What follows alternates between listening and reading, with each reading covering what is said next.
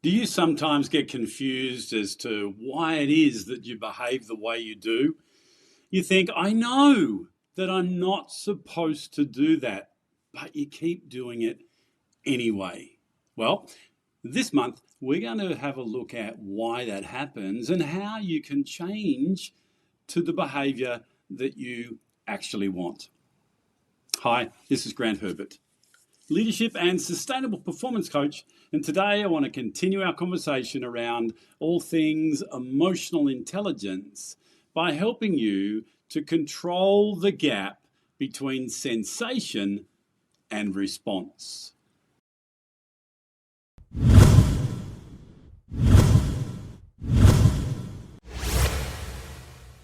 We've been talking about emotional intelligence and the fact that we are emotional beings, and we talked about the fact that we need some clarity and some awareness of why it is that we behave the way we do so that we can reconcile and make sense of that before we go changing things. To do that, we need to understand what actually happens in the emotional process. So, firstly, we have a physiological sensation somewhere in the body that says, hey, something is going on for you right now. It's a cue, it's a sign, a warning signal to let you know. And the key, as we know, in awareness is to be able to stop in that moment and notice that sensation. The next thing that happens is that physiological sensation triggers a thought process. It brings up things that we have believed about ourselves and other situations and other people, and the dialogue starts. That is the psychological. So the gap that we want to control is between that initial sensation to what we make that mean, that psychological, how we ruminate on that, which then determines how we choose to feel.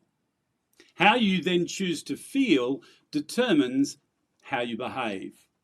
So it's not about managing your emotions. No, they're not there to be managed. They're there to be navigated. But it is about controlling what happens from that initial sensation to the behaviour. And by doing that, we are then back in control of what we choose to do with our emotions. Remember I said last month, no one can make you feel anything. That's something that you get to choose. And it's the psychological in that gap that creates that choice. So when you experience the emotion, the sensation, stop and ask yourself, what is this sensation?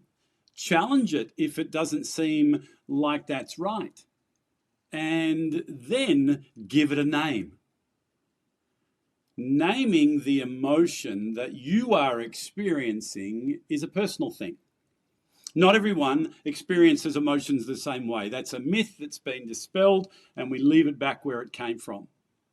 No, however you interpret that physical sensation, give it the name that you give it. Now, there are over 2,000 words in the English language alone that could describe that sensation in the moment. Most of us have 2 or 3 or 6. So the challenge here is to make sure that you increase your emotional vocabulary. So instead of everything being anger, there are subsets of that and different things that you could name it. And then the third part is the part we want to control. It's the part we want to make sure that we've got strategies in place to move through so that we get the best possible response rather than an emotional reaction based on dialogue that's unhealthy, beliefs that are not true, and the meanings that you've put on it that create that behaviour. So we notice, we name, and then we navigate.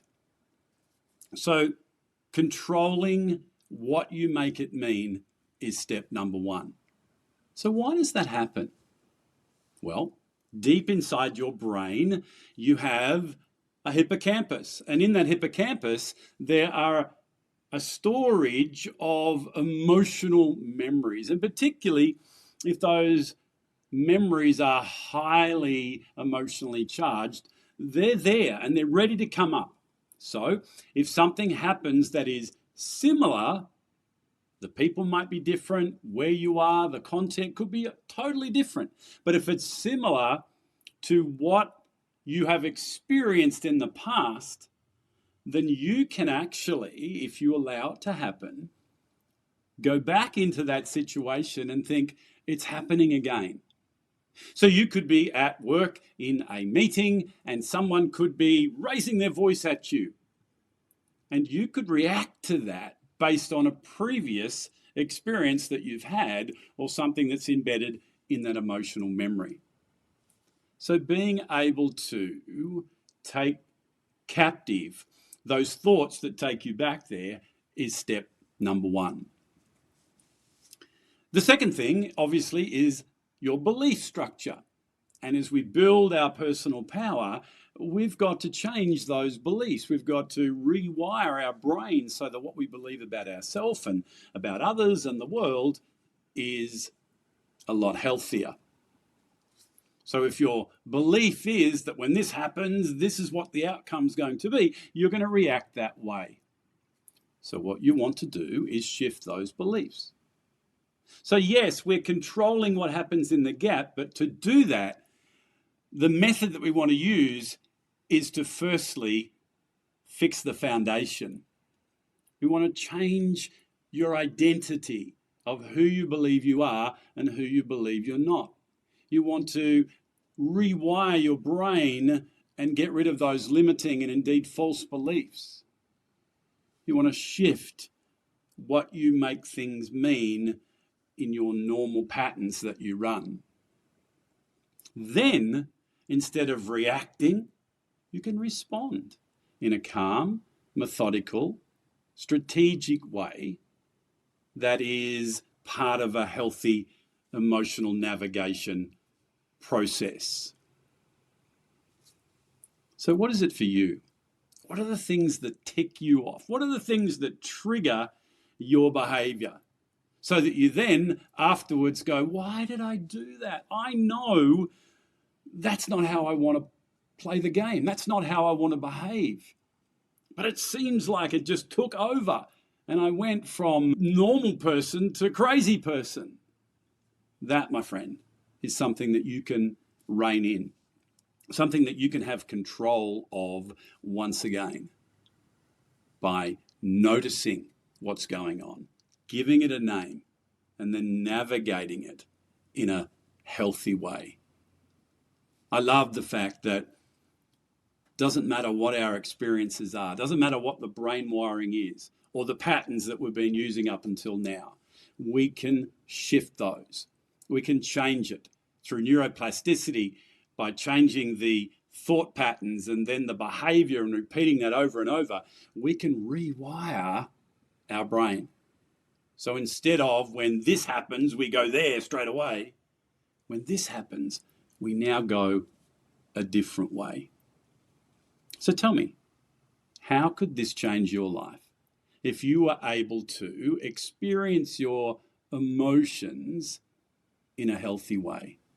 Remember, emotions are not negative or positive. They're all valuable. It's how we interpret them and then how we navigate them that decides that. Well, that's it from me for another month.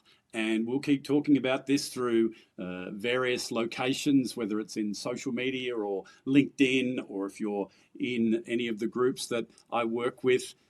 We'll keep the conversation going. But I'd love you to get involved and this to be a two-way thing. You know, I've been teaching this now for many years. However, I've been experiencing it myself and learning it myself for a lot longer than that. I enjoy having the opportunity and privilege to work with you, and I'd love to get some response. If you've had anything come out of this that helps you, pass it on to someone else and allow them to experience it as well. And we'll keep going through the year, incrementally changing the way we think, the way we act, and therefore the results we get. I'll see you then.